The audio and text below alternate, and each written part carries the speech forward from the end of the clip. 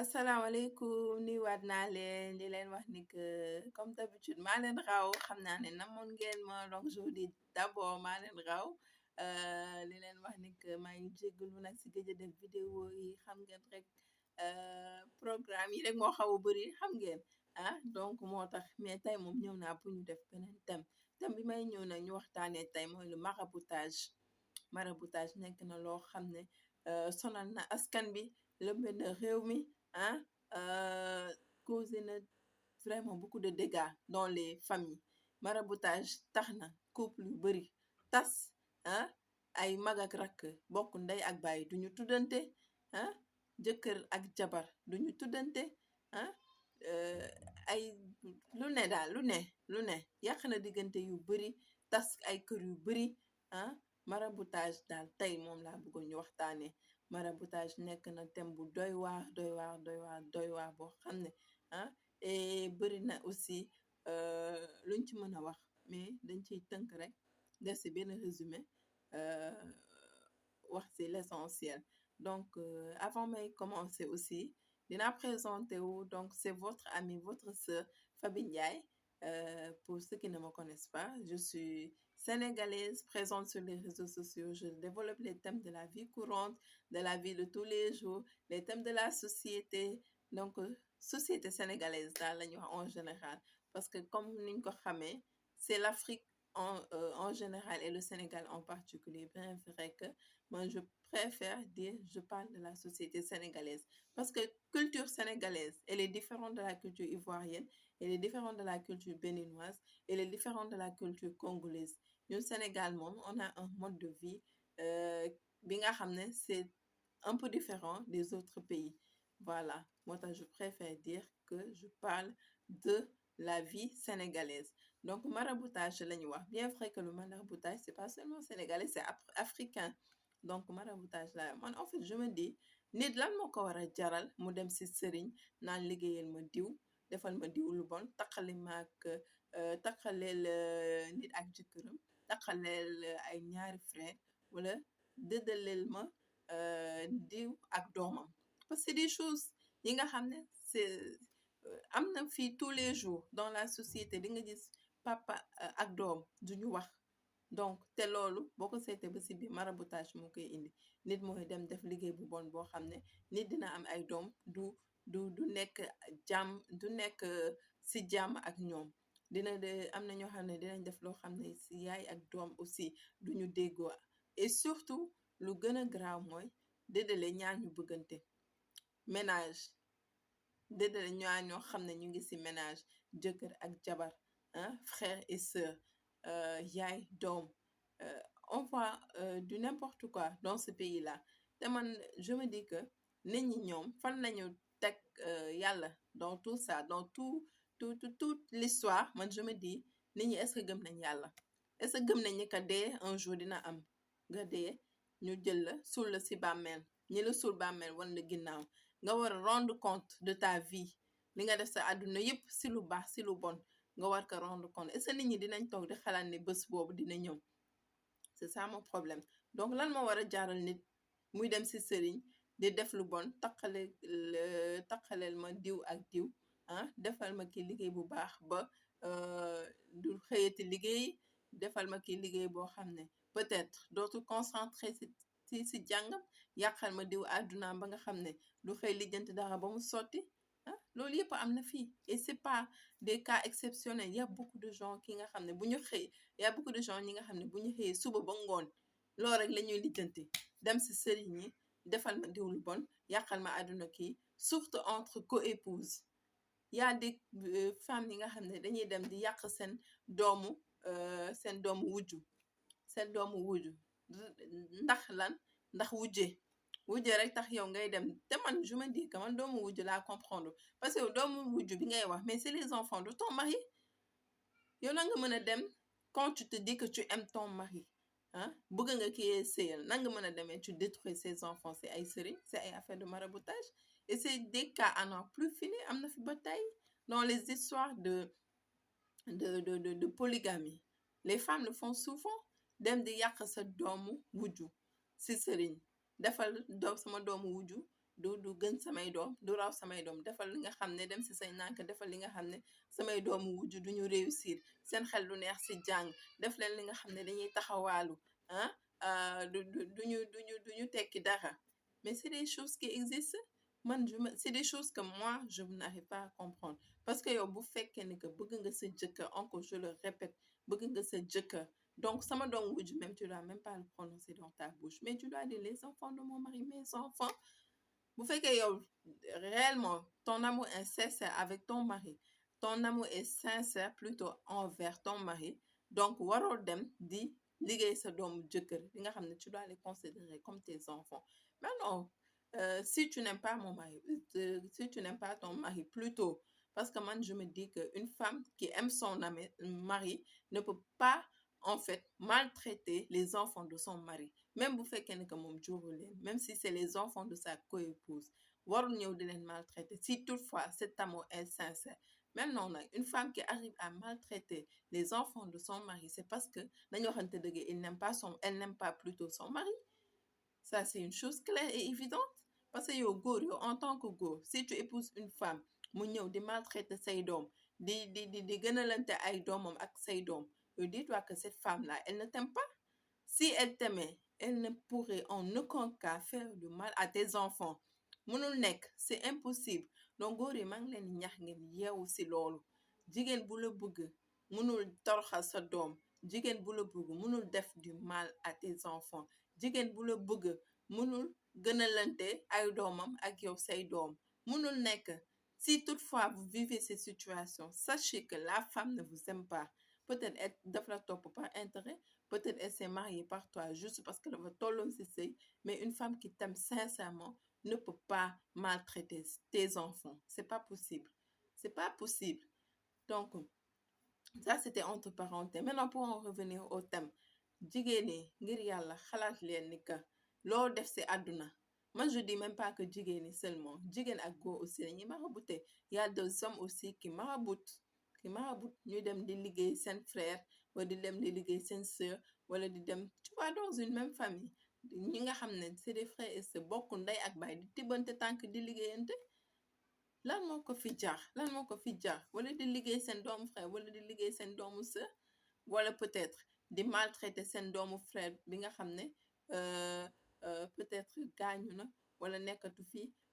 wala seen frère wala seen sœur dénk leen ay doomam yow ñu koy maltraiter et c'est des choses yi nga xam ne moi je peux pas le comprendre parce que surtout tu te mets à la place de ces personnes par exemple un enfant bi nga xam ne ses parents sont décédés ñu confie de cet enfant-là nga koy maltraiter au nom de quoi j'arrive pas à comprendre est-ce que toi tu imagines la souffrance de cet enfant yow nga mën bëgg ñëw nga yow di si rajouter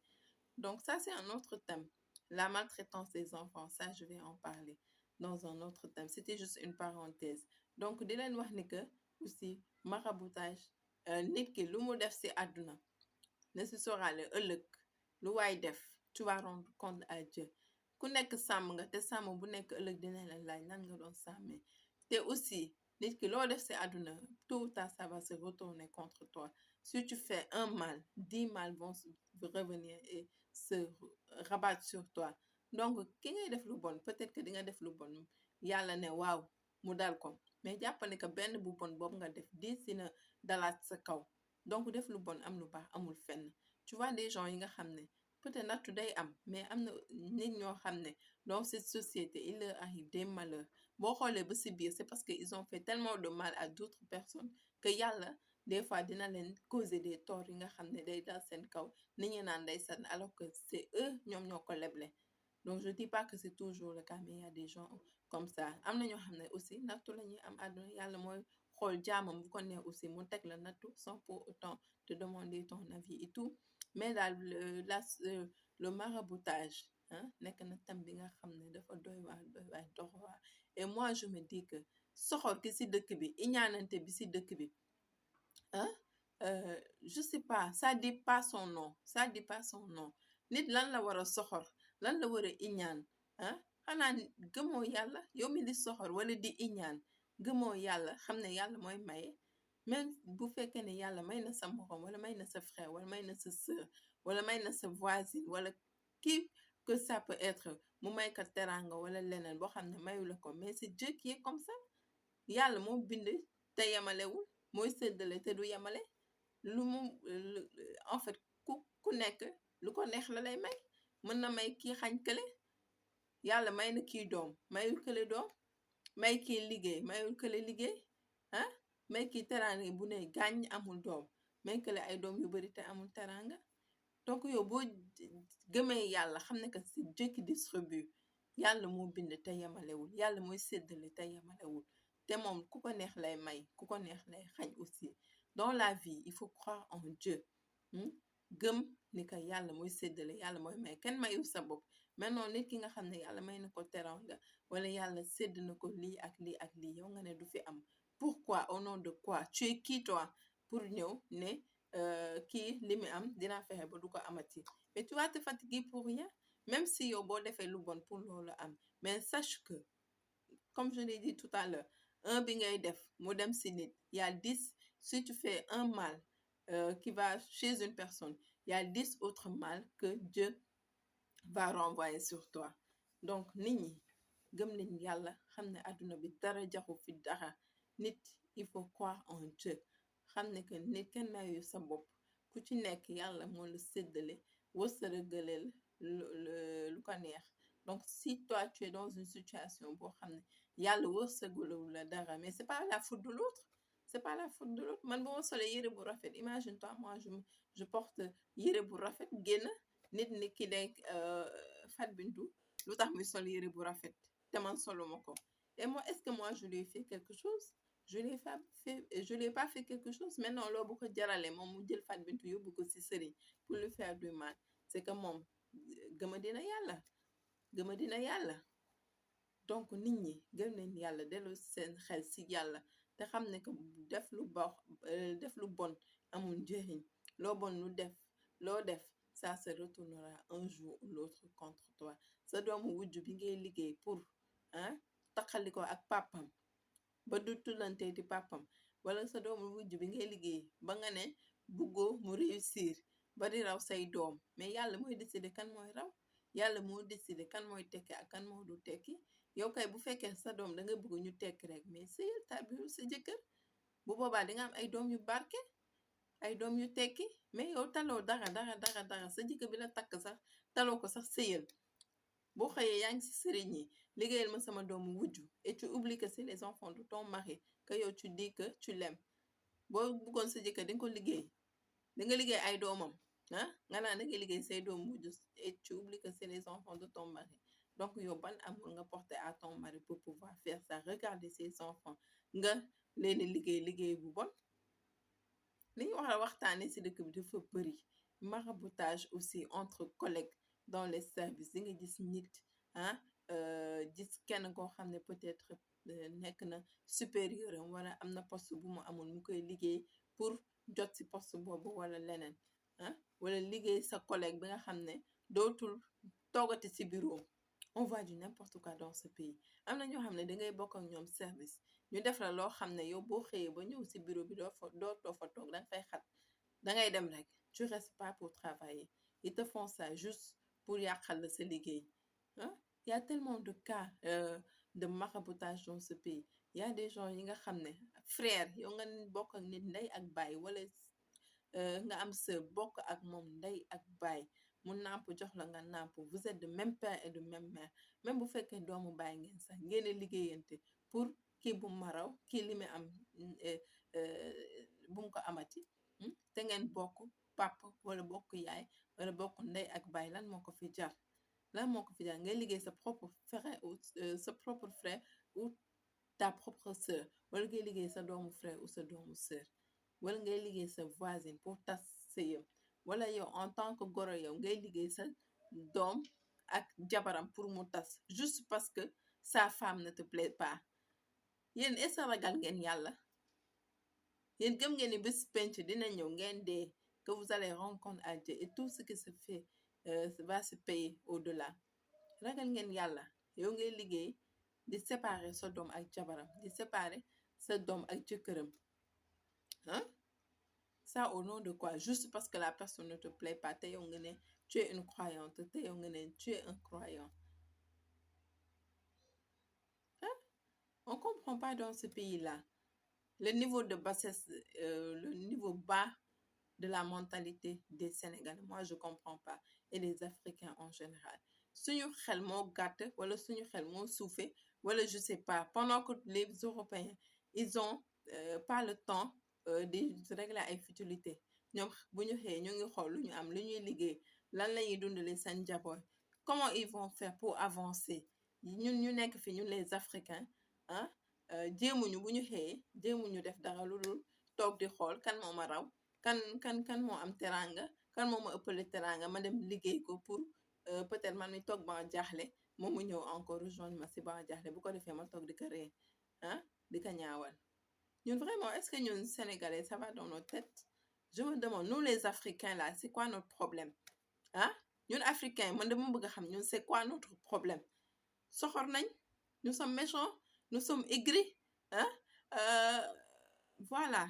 j'ai même pas les mots pour nous qualifier en fait on est méchants on est aigris hein soxor nañ iñaan nañ iñiñati nañ c'est quoi notre problème et toujours on en veut à quelqu'un comme si cette personne était la cause de notre malheur juste parce que cette personne a réussi on n'a pas réussi juste parce que la personne mi ngi dawal oto man dawaluma oto elle conduit sa voiture moi j'ai pas de voiture juste parce que la personne am na